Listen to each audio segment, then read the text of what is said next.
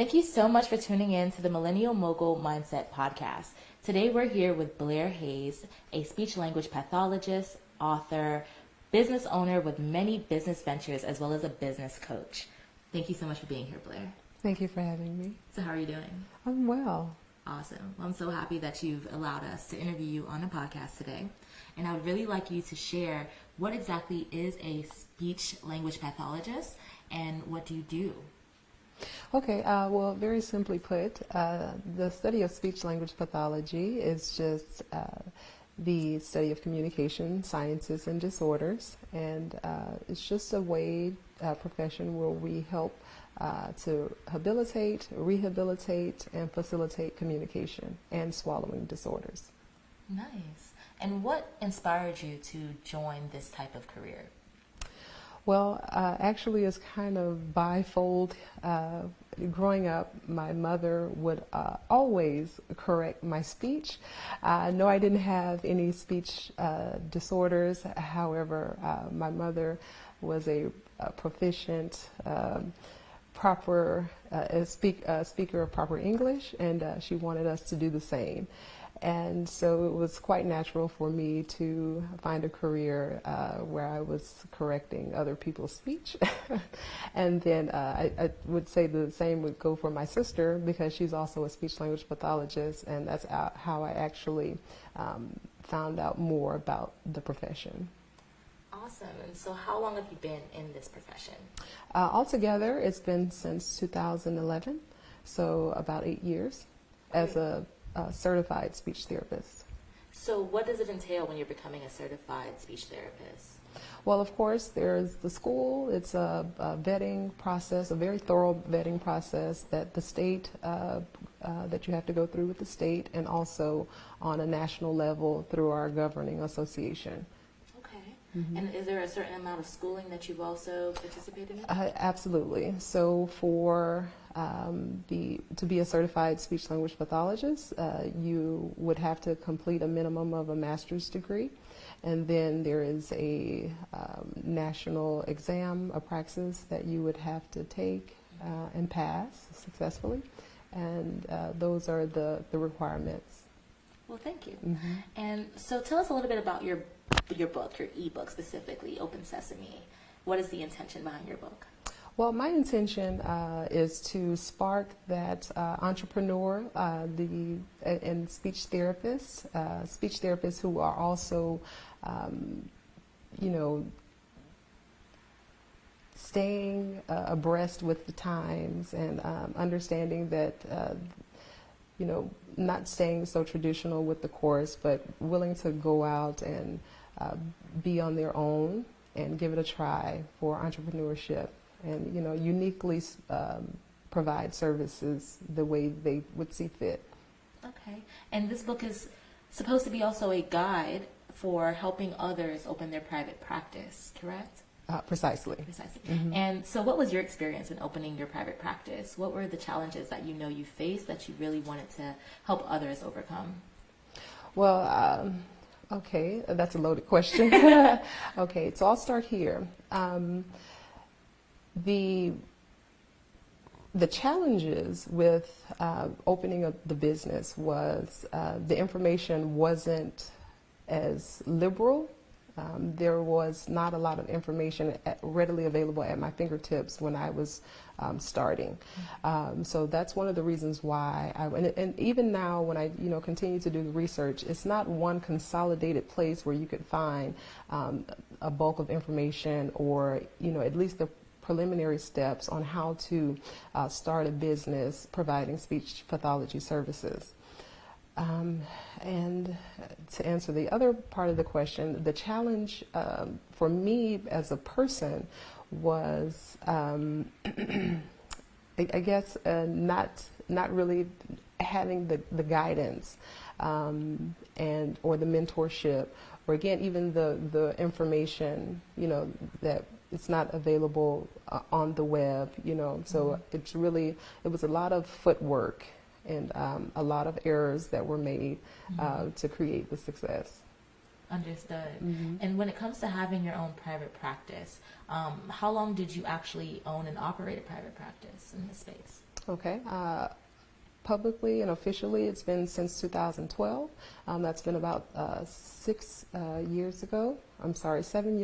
It'll be 6 years ago. It'll be 7 years in July. Excuse me. And thank you very much. And so that's about as long as I've been doing this. Awesome. Mm-hmm. And so you personally also own many types of businesses. Mm-hmm. So I know that God will also hint to others how to successfully orchestrate different businesses, keep them flourishing, as well as maintaining their own lifestyles as a business owner. Mm-hmm. So in that space, what is some of your helpful coping mechanisms or helpful guiding mechanisms as being a business owner to keep yourself very centered as you're trying to grow your brand? Okay, well, I would start off with what helped me. My coping mechanism is, learning to depend totally upon yourself, and that's for support. That's for just trusting the process of the endeavor, what you set out to do. So that's really that in the nutshell. Yeah. And for also business owners that want to, like we said, stay centered, mm-hmm. are there any habits that will help someone flourish specifically that you use in your life? Okay, now are you referring to a philosophical habit or unconscious habit? Anything that you think is detrimental to your success, no matter what that may be. That's detrimental to my success? Yeah, like do you know that, for example, to stay really centered and mindful, for me, I like to meditate or have a vision board, something that helps me understand the type of goals that I'm setting so I know to achieve them. Okay, right. So that would be, my philosophical habit, which would just my whole mindset, my thought process is I'm always eager for every day. There's so much, and you can only live one day at a time. You can't live 5 years in the future, although we would like to. You can't do it. You can only live in this time, this space, this moment right now. So that is what helps me create. That's the habit that I've created, that mentality, that philosophical view. Perfect. Mm-hmm. And for also like owning a private practice, does this guide specifically focus on speech language pathology, or can it be applied to anyone opening a private practice? Yes, this specific guide is specifically for the speech language pathologist. However, it is applicable to many other industries.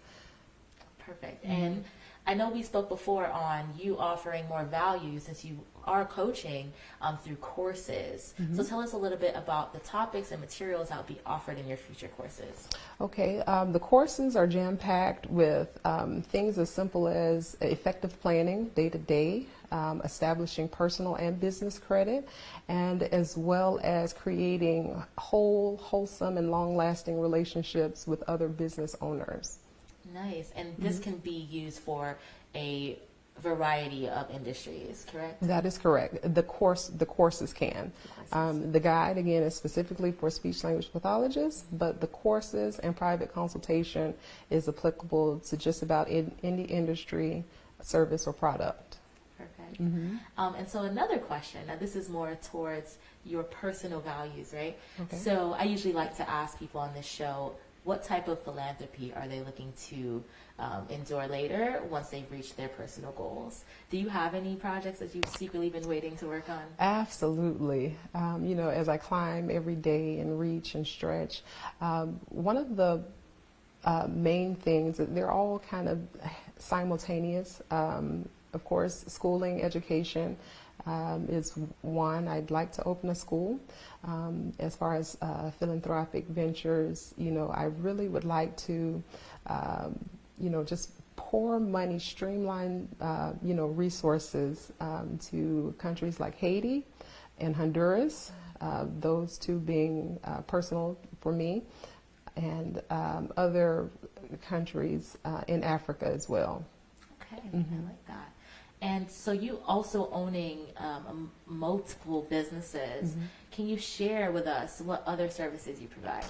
I can. I don't think this is the platform to discuss that, but just, in many multinational industries, I import and export automobiles across seas. That's one of the most recent projects that I have consumed myself with for the past few months. Again, there is always private consultation. I am a private counsel, so there are many other things that go along with, it's a litany of things that go along with just those. Well, perfect. Mm-hmm. And so you having this experience in diverse businesses, Mm-hmm. you will be a very valuable asset to anyone who's running or beginning a business. So what would be some of the key factors that someone should be looking to gain value from if they were to take you on as their coach? Okay, well, the main thing is understanding, the knowing of why. Spirituality, business, they're one and the same. Okay, knowing your belief, your intent, the will that you have to do a thing, to make a difference, whether it's for you as a person, your family, you want to leave a legacy, or if you actually want, if you're one of the crazy ones who thinks that they could change the world, and you probably will, as according to Steve Jobs, his quote. So that's I really want to focus in tapping into the person, and with that is all of the power, and there's information, tons of information to be equipped with, only to make informed decisions. Exactly. Mm-hmm. Okay. I definitely agree with that. And I definitely hope that people who are starting their business and launching a business look towards Blaire Hayes for her guidance, since she does have tons of experience in not only owning her own private practice, but creating multiple ventures. And with that, I want to ask you a couple more questions. What would be 3 important facts or important lessons you've learned while being a speech language pathologist? Okay, 3. Okay, communication is universal. It's a language that we all need to thrive here. Our short time here, while we share this planet with 7 or 8 billion other people. You have to communicate. And as a speech language pathologist, I've discovered, not only did I learn the science behind communication and the disorders, but how important it is to really be able to communicate, again, your intent, your will, something that is simple as hunger or pain, those type of things become very vital, across my experience with communication and disorders, and facilitating communication for individuals that consume the service. Okay. That's one. Let's just go with that. That's the biggest one. Okay. Yeah, about communication. Okay. Mm-hmm. And what are the 3 most valuable lessons when owning a business in general? Okay, the 3 most valuable lessons while owning a business is, 1, you want to always make sure you have enough resources, in line, for successful day-to-day management. And then that segues right into the second one, is management with business.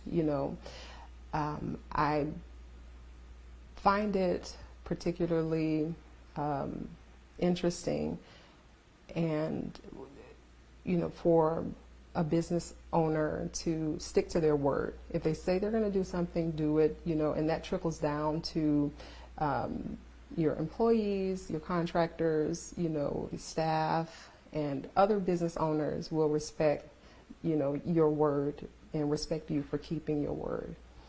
Okay. That's 2. And so, yeah, I'll say that, I think those 2 were the most valuable for me. Okay. And the last question is there a profound quote that you live by? Yes, that was it. I think I said it already. And that was the quote by Steve Jobs, and it is those who are crazy enough to change the world, those who are crazy enough to change the world are the ones that actually do. Okay, I paraphrased it. That's not it word for word, but yeah. I love that quote as well. So I really appreciate you sharing that with us. So I'm just so happy that you guys tuned in to the Millennial Mogul Mindset podcast with Blaire Hayes, our amazing guest today. Make sure you like, comment, and subscribe. And be sure to check out Blaire Hayes' platform so that you can get her ebook, Open Sesame, and ensure that you, in the arena of being a speech language pathologist, can open and maintain a successful private practice. So thank you so much, Blaire, for being with us. Yes, thank you for having me. You're welcome. And make sure that you tune in for the next episode. Bye.